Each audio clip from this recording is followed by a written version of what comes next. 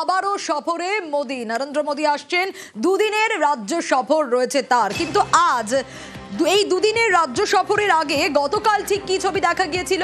সভার আগেই দেখা গিয়েছিল এক্স হ্যান্ডেলে প্রধানমন্ত্রীকে পোস্ট করতে দেখা গিয়েছিল এবং সেখানে তৃণমূলকে নিশানা করতে দেখা গিয়েছিল এবং 4000 কোটির প্রকল্পের উদ্বোধন রয়েছে, আজ শিলান্যাস রয়েছে, একাধিক কর্মসূচি রয়েছে।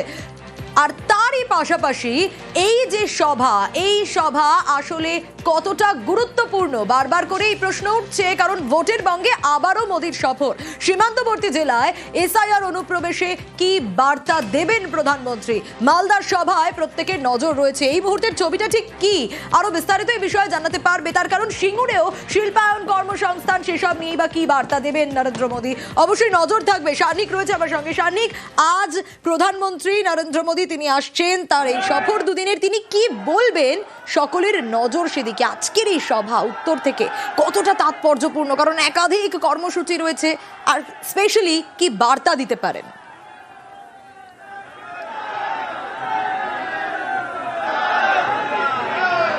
সোনিয়া, আজকের এই সভা অবশ্যই গুরুত্বপূর্ণ, কেননা মালদা জেলা মানেই আমরা সীমান্তবর্তী জেলা হিসেবে মালদাকে চিনি। আর এসআইআর আবহে অন্তত সীমান্ত, অনুপ্রবেশ, এই শব্দবন্ধগুলো কিন্তু রাজনীতি নরেন্দ্র মোদী কি বার্তা দেন তা শোনার জন্য মালদার মানুষ এই মুহূর্তে অপেক্ষা করছেন। দুপুর 2:30 থেকে এই মঞ্চে আজকে প্রধানমন্ত্রীর সভা শুরু হবে। তার আগেই সকাল থেকে বিভিন্ন জায়গা থেকে, জেলার বিভিন্ন অংশ থেকে মানুষজন চলে আসছেন। তাদের উন্মাদনা দেখতে পাচ্ছ, হাতে কাটআউট নিয়ে তারা প্রধানমন্ত্রীকে স্বাগত জানাতে অপেক্ষা করছেন। একটু জিজ্ঞাসা করবো, কোথা থেকে আসছেন? কাপসা থেকে আসছি। আচ্ছা, এখানে আজকে প্রধানমন্ত্রীর কাছ থেকে কি শুনতে চাইবেন? আজকে উনি একটা ট্রেন এখান থেকে উদ্বোধন করবেন, তারপরে এই মঞ্চে তিনি আসবেন, রাজনৈতিক মঞ্চে। কি শুনতে চাইবেন প্রধানমন্ত্রী থেকে? ওরা মানে রাজ্য পরিবর্তন হোক, এগুলো চাইছি। আপনি আমাদের একটু আশা আছে যেন আমাদের দুর্নীতি থেকে আমরা একটু না মুক্ত পাই। আমাদের যে এখন আমাদের যে মুখ্যমন্ত্রী আছে এখান থেকে আমরা ওদের হাতে একটু রক্ষা যেন পেতে চাই, আমরা এইটুকু শুনতে চাই। আমাদের মানুষ যারা রয়েছেন প্রত্যেকেরই একটা কথা, যে তৃণমূলের বিষয় নিয়ে প্রধানমন্ত্রী যেভাবে টুইট করেছিলেন, তৃণমূলের অপশাসনের কথা তিনি তার টুইটে বলেছিলেন, সেই সুরেই কিন্তু বিজেপি নেতৃত্ব, বিজেপির কর্মী সমর্থকরা তারা কিন্তু আজকে একই রকম ভাবে প্রধানমন্ত্রীকে স্বাগত জানাতে চান।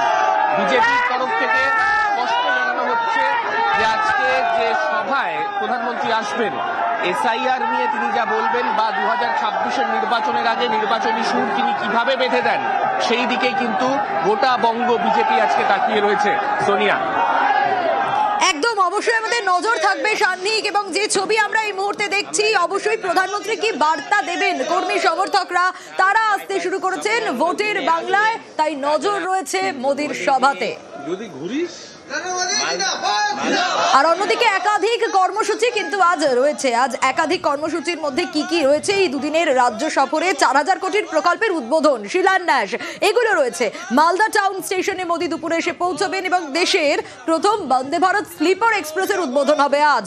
তারপর শাহপুরে মালদা বাইপাসে, যেদিকে আমরা নজর রেখেছিলাম, সেখানেই সভা রয়েছে নরেন্দ্র মোদীর। এবার আজ কি কি কর্মসূচি ঠিক রয়েছে, কারণ একাধিক প্রকল্পের শিলান্যাস রয়েছে। শারনিক রয়েছে আমার সঙ্গে। শারনিক, যেমনটা তুমি বলছিলে যে রাজনৈতিকভাবে খুব তাৎপর্যপূর্ণ আজকের এই সভা, কারণ প্রধানমন্ত্রী কি বার্তা দেন। এর পাশাপাশি একটু জানতে চাইবো এখনকার ছবিটা, প্রস্তুতি, এবং আজ কি কি কর্মসূচি রয়েছে তার, কারণ একাধিক প্রকল্পের উদ্বোধন করার কথা, শিলান্যাস করার কথা। কি কি প্রকল্প, কি কি রয়েছে?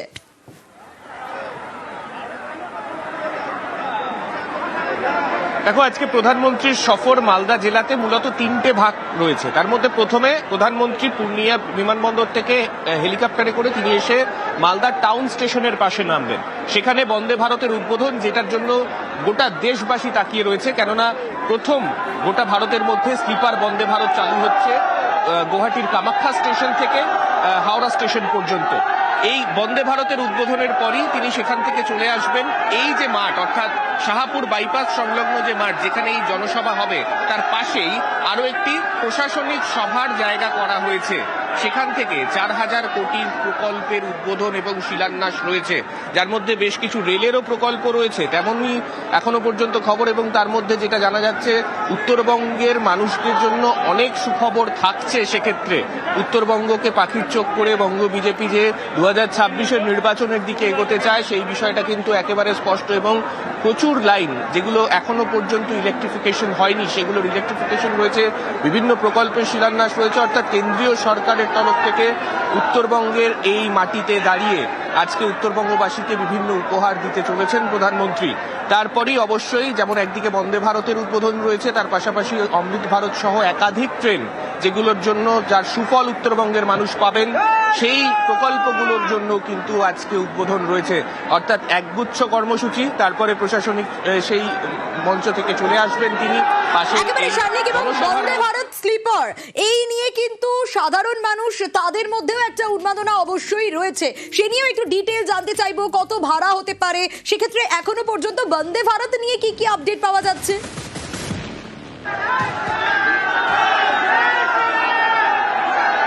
দেখো, বন্দে ভারতের জন্য কিন্তু রেলের তরফে স্পষ্টই জানিয়ে দেওয়া হয়েছে সব থেকে state of the art mechanism থাকছে ট্রেনটাতে। অর্থাৎ ট্রেনে উঠলে একেবারে বিমানে চড়ার মতোই কিন্তু একটা অনুভূতি পেতে চলেছেন যাত্রীরা। যেরকম এখনো পর্যন্ত সময়সূচি জানানো হয়েছে, হাওড়ার কথা যদি বলি, হাওড়া থেকে সন্ধে 6টার সময় এই ট্রেন ছেড়ে পরের দিন সকালবেলা 8:30টার মধ্যে গুয়াহাটি ট্রেনটি পৌঁছে যাচ্ছে। গুয়াহাটির কামাখ্যা স্টেশন পর্যন্ত ট্রেনটি যাবে, এবং এই যে ট্রেন জার্নি তাকে সুখকর করতে একাধিক বন্দোবস্ত যেমন ট্রেনে থাকছে, তার পাশাপাশি ভাড়াও কিন্তু চেষ্টা করা হয়েছে যতটা সম্ভব নাগালের মধ্যে রাখার। 3 টিয়ার এসিতে বেস ফেয়ার এখনো পর্যন্ত করা হয়েছে 2300 সামথিং, এখনো পর্যন্ত একটা অ্যামাউন্ট রাখা হয়েছে। 2 টিয়ার এসি এবং ফার্স্ট এসিও থাকছে, কিন্তু সেক্ষেত্রেও ভাড়া কিন্তু 4,000-এর গন্ডি টপকায়নি, 3,000 কিছু অ্যামাউন্ট রাখা হয়েছে সেক্ষেত্রেও।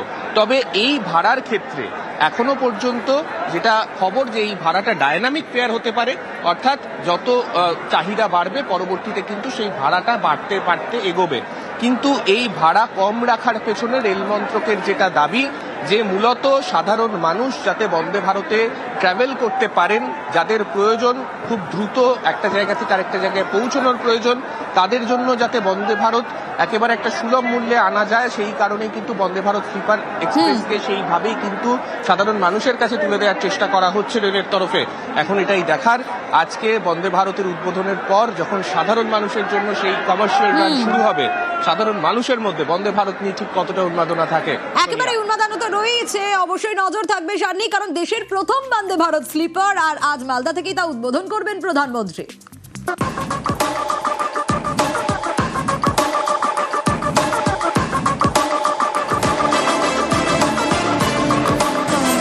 বন্দে ভারত এক্সপ্রেস, দেশের নানা রুটে চলে এই ট্রেন। সব ট্রেনেই বসে যাওয়ার ব্যবস্থা। এবার দেশের প্রথম বন্দে ভারত স্লিপার চালু হচ্ছে। প্রথম ট্রেনটি চলবে হাওড়া গুয়াহাটি রুটে। উদ্বোধনের আগে ট্রেন পৌঁছে গিয়েছে মালদায়। नई गाड़ियां अमृत भारत एक्सप्रेस चालू की थी, बंगाल से चालू की थी। वैसे ही पहली वंदे भारत स्लीपर भी बंगाल से ही चालू होती है, और बहुत ध्यान दिया जा रहा है बंगाल के डेवलपमेंट। বন্দে ভারত স্লিপার, ঝাঁ চকচকে ট্রেন, সর্বোচ্চ গতিবেগ ঘন্টায় 180 কিলোমিটার।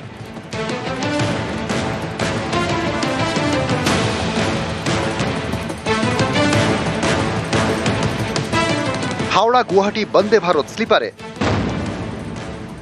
সিট 823টি, কামরা 16টি, এর মধ্যে এসি 3 টিয়ার 11টি, এসি 2 টিয়ার 4টি, এসি ফার্স্ট ক্লাস 1টি। হাওড়া গুয়াহাটি বন্দে ভারত স্লিপারে ভাড়া এসি 3 টিয়ারে 2,300 টাকা, এসি 2 টিয়ারে 3,000 টাকা, এসি ফার্স্ট ক্লাসে ভাড়া 3,600 টাকা। হাওড়া গুয়াহাটির মধ্যে 7টি স্টেশনে থামবে বন্দে ভারত স্লিপার। হাওড়া স্টেশন থেকে ছেড়ে প্রথমে থামবে ব্যান্ডেলে, তারপর Katwa, new Farakka, Malda town, new Jalpaiguri, তারপর নিউ কোচবিহার, নিউ বঙ্গাইগাঁও, তারপর গুয়াহাটির কামাখ্যা স্টেশন। নিউজ 18 বাংলা।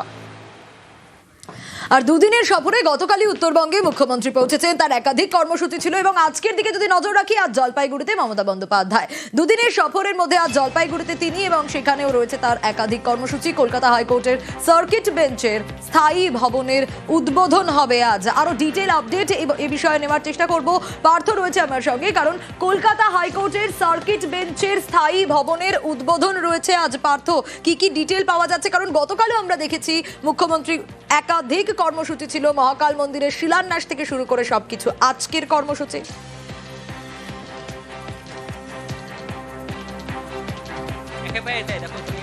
জানিয়ে রাখি, গতকাল যেভাবে তিনি শিলিগুড়ির মাটিগাড়ায় সেখানে মহাকাল মন্দিরে শিলান্যাস করেছেন, আজ কিন্তু জলপাইগুড়িতে সে বহু প্রতীক্ষিত সার্কিট বেঞ্চের স্থায়ী ভবনের উদ্বোধনী অনুষ্ঠানে যোগ দিতে আসছেন মুখ্যমন্ত্রী মমতা বন্দ্যোপাধ্যায়। তিনি উত্তর কন্যাশ্রীতে রয়েছেন, আর কিছুক্ষণ পর সেখান থেকে তিনি রওনা দিবেন। সড়ক পথে সরাসরি চলে আসবেন জলপাইগুড়ির পাহাড়পুরে জাতীয় সড়কের ধারেই গড়ে ওঠা 40 একর জমির উপরে প্রায় 501 কোটি টাকা খরচ করে এই সার্কিট বেঞ্চের নয় ভবন। এই নয় ভবন সার্কিট বেঞ্চ এবং তার স্থায়ী ভবন গড়া নিয়ে কিন্তু বহু দিনের আন্দোলন। 1963 সালে প্রথম এখানকার আইনজীবীরা সেই দাবি তোলেন যাতে হাইকোর্টের সার্কিট বেঞ্চের জলপাইগুড়িতে গড়ে তোলা হয়। পরবর্তীতে 1993 সালে সেখানে কিন্তু সার্কিট বেঞ্চ দাবি আদায় সমন্বয় কমিটি গঠন করে আন্দোলন হয়, কর্মবিরতিতে যোগ দেন, বহু আন্দোলন হয়েছে এ নিয়ে। 2007 সালে কিন্তু পাশাপাশি শিলিগুড়ির আইনজীবীরা তারাও কিন্তু আন্দোলনে সামিল হয়, অর্থাৎ জলপাইগুড়ি এবং শিলিগুড়ির পাশাপাশি দুই শহরের আইনজীবীরা তারা কিন্তু আন্দোলনে সামিল হয় তাদের নিজেদের এলাকায় সার্কিট বেঞ্চকে গড়ে তোলার দাবিকে সামনে রেখে। 2007 সালে কিন্তু সেখানে জলপাইগুড়িতে এই সার্কিট বেঞ্চ হবে তা কিন্তু সিদ্ধান্ত হয় এবং 2019 সালে রাজ্যে পরিবর্তনের পর মমতা বন্দ্যোপাধ্যায় মুখ্যমন্ত্রী হওয়ার পর কিন্তু জলপাইগুড়ি জেলা পরিষদের ডাকবাংলো সেখানে অস্থায়ীভাবে এই কাজ শুরু হয়। উত্তরের 5 জেলা দার্জিলিং, কালিম্পং, জলপাইগুড়ি, কোচবিহার এবং আলিপুরদুয়ারের বাসিন্দারা তাদের হাইকোর্টের জন্য কলকাতা না ছুটতে গিয়ে তাদেরকে জলপাইগুড়িতে তাদের বিচার ব্যবস্থা তারা সুযোগ সুবিধা পেয়ে আসছে। এখনও বাকি রয়েছে 3 জেলা, 2 দিনাজপুর, মালদা। এই 3 জেলাও যাতে এই জলপাইগুড়ি সার্কিট বেঞ্চেই বিচার ব্যবস্থার সুযোগ সুবিধা পায় সেই দাবি উঠেছে। আজ মুখ্যমন্ত্রী মমতা বন্দ্যোপাধ্যায় দুপুর 2টার সময় এখানে এর শুভ সূচনা করবেন। একেবারে অবশ্যই দুপুর 2টার দিকে আমাদের নজর তো থাকবেই, কারণ এটা কয়েক দশকের দাবি ছিল পার্থ, অবশেষে তা পূরণ হতে চলেছে। এ যেন ঠিক কলকাতা হাইকোর্ট, তবে কলকাতায় নয়, জলপাইগুড়িতে।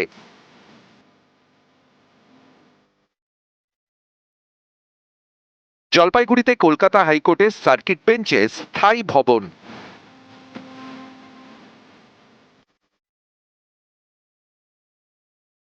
শনিবার জলপাইগুড়ি শহর ঘেঁষা পাহাড়পুরে এই স্থায়ী ভবনের উদ্বোধন। আমাদের ভারতবর্ষের প্রধান বিচারপতি তিনি, সঙ্গে আমাদের মাননীয় মুখ্যমন্ত্রী এবং কলকাতা হাইকোর্টের প্রধান বিচারপতি, সুপ্রিম কোর্টের বেশ কিছু বিচারপতি এবং কলকাতা হাইকোর্টের প্রায় সমস্ত বিচারপতিরা উপস্থিত থাকবেন। 2019 সালে জলপাইগুড়িতে কলকাতা হাইকোর্টের সার্কিট বেঞ্চ চালু হয়। এটি কলকাতা হাইকোর্টের দ্বিতীয় সার্কিট বেঞ্চ। প্রথমটি এ রাজ্যের বাইরে আন্দামান নিকোবর দ্বীপপুঞ্জে।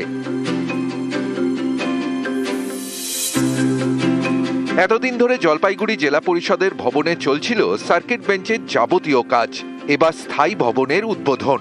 পাহাড়পুরে প্রায় 40 একর জমির উপর 3 তলা বাড়ি। এখানে রয়েছে 13টি কোর্ট রুম। কলকাতা হাইকোর্টের প্রধান বিচারপতির এজলাস। জলপাইগুড়ি সার্কিট বেঞ্চের এই স্থায়ী ভবন তৈরি করতে খরচ হয়েছে প্রায় 501 কোটি টাকা। 13টা কোর্ট, চিফ জাস্টিসের কোর্ট নিয়ে এখানে রেডি করা আছে। তার মধ্যে 4টে কোর্ট ইমিডিয়েটলি চালু হবে, তার মধ্যে একটা ডিভিশন বেঞ্চও থাকবে। এছাড়াও এখানে 10টা বাংলো জাজ সাহেবদের জন্য করা হয়েছে এবং প্রচুর কোয়ার্টার যারা স্টাফ তাদের জন্য তৈরি হয়েছে। এটা একটা মডেল কোর্ট। ভারতবর্ষে এই ধরনের কোর্ট আমার মনে হয় না কোথাও আছে কিনা, এবং এত সুন্দর আর্কিটেকচার যেটা মাননীয় মুখ্যমন্ত্রীর নির্দেশে পিডব্লিউডি দপ্তরের থেকে এখানে কাজটা করা হয়েছে। কোচবিহার, জলপাইগুড়ি, আলিপুরদুয়ার, দার্জিলিং এবং কালিম্পং। পরবর্তীকালে যেভাবে হাইকোর্টের থেকে আমাদের কাছে সুপারিশ আসবে। এই সার্কিট বেঞ্চের দাবি দীর্ঘদিনের।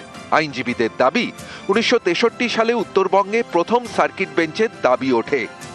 আন্দোলন শুরু হয় জলপাইগুড়িতে। 2019 সালে স্বপ্ন পূরণ হয়। সার্কিট বেঞ্চ চালু হলেও এর কোনো স্থায়ী ভবন ছিল না। এবার সেটাও পেতে চলেছে উত্তরবঙ্গ।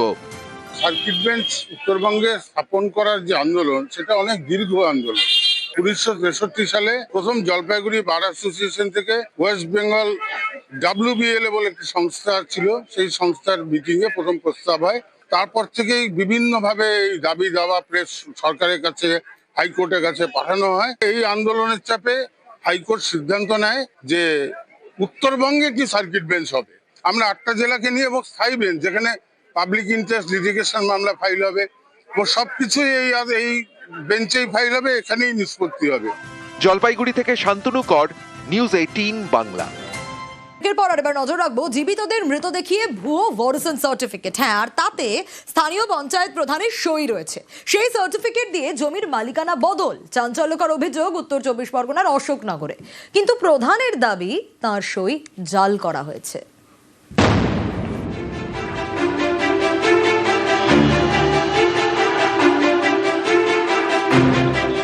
উত্তর 24 পরগনার অশোকনগর, এখানকার শ্রীকৃষ্ণপুর পঞ্চায়েত এলাকার বাসিন্দা ফতেজল বান্দা প্রায় 53 বছর আগে বাড়ির কাছে একটি কৃষি জমি কেনেন স্ত্রী রাবেয়া বিবি বান্দার নামে। ফতেজল বান্দার দাবি সম্প্রতি জমি বিক্রি করার জন্য ভূমি ও ভূমি রাজস্ব দপ্তরে যান। সেখানে গিয়ে জানতে পারেন জমির মালিকানা বদলে গিয়েছে। সিরাজুল হক নামে এক ব্যক্তি নিজেকে ফতেজল এবং রাবেয়ার ছেলে বলে দেখিয়েছেন। ভুয়ো ডেথ সার্টিফিকেট বের করে ফতেজলদের মৃত দেখিয়েছেন। তারপর নিজের নামে বের করেছেন ওয়ারিশন সার্টিফিকেট। মৃত আপনাদের জমি অন্য কারো নামে আছে, অন্য কেউ ওয়ারিশন সার্টিফিকেট বেরিয়ে গেছে। আপনারা কি বেঁচে আছেন না মারা গেছেন আদৌ? দেখুন, আপনারা আরো লোক তো আছে, ওরাও মারা গেছি কি জানতো। ছেলে মেয়ে একটাও নেই, আমার হয়নি, একদম আসলে আদৌ হয়নি। এটা এই বিচার আপনারাই করবেন। এই ওয়ারিশন সার্টিফিকেটে শ্রীকৃষ্ণপুর পঞ্চায়েত প্রধানের সইও রয়েছে বলে দাবি। আমি অসুস্থতার কারণে জমি বিক্রি করবো বলে আমি আমার নাতিরই বলে এটা ডাকতো। এবার ফেসবুকে দেখতে দাদা জমি তো দাদির নামে নেই, তখন না অমুক রেজিস্ট্রি হয়েছে, ওয়ারিশন সার্টিফিকেট বের করেছে প্রধান। আপনারা তো মৃত হয়ে গেলেন, এখানে তো কাগজে দেখা যাচ্ছে আপনারা মারা গেছেন। কাগজে মৃত, কিন্তু আমরা তো এমনিই বেঁচে আছি এবং প্রমাণ সেটা হোক। অভিযোগটা সম্পূর্ণ মিথ্য। ওরা কেউ মানে আমার আত্মীয়ও না। একটা ওয়ারেশন বেরিয়েছে, ওয়ারেশনটাও জাল এবং সইটাও জাল। আমার পঞ্চায়েতে এরকম কোনো নথি নেই যে ওই ওয়ারেশনটা পঞ্চায়েত থেকে ইস্যু হয়েছে। অশোকনগর থানায় লিখিত অভিযোগ জানিয়েছেন পঞ্চায়েত প্রধান। উত্তর 24 পরগনা থেকে জিয়াউল আলম, নিউজ 18 বাংলা। পথশ্রী প্রকল্পে 3.5 কোটি টাকায় নয়া রাস্তা। এগরায় তৈরি হচ্ছে 5.5 কিলোমিটার নয়া রাস্তা। রাস্তা শিলান্যাস হওয়ায় স্থানীয়রা স্বাভাবিকভাবে খুশি। নয়া রাস্তার শিলান্যাস বিধায়কের, রাজ্য সরকারের উদ্যোগে খুশি গ্রামবাসীরা। অত্যন্ত আনন্দের সঙ্গে ঘোষণা করছি 5.5 কিলোমিটার রাস্তা কুদি PWD রোড থেকে খালসুটিয়া পর্যন্ত আমরা এই দিকটাতে বানাচ্ছি। 9.5 কিলোমিটার রাস্তা অলরেডি উদ্বোধন হয়ে গেছে, কন্ট্রাক্টর কাজ করতে শুরু করেছে। তার সঙ্গে আবার এই 5.5 কিলোমিটার যুক্ত হয়ে যাচ্ছে। মোট 5খানা অঞ্চলের মানুষ এই রাস্তা দ্বারা উপকৃত হবে। তো তাদের এতদিনের দাবি ছিল, খুব অসুবিধার মধ্যে যাতায়াত করছিলেন, সেটা বানাতে পেরে আমরা সত্যি আনন্দিত। 9 কোটি 9.5 কোটি টাকা সব মিলে খরচা হচ্ছে এই রাস্তাটা বানাতে।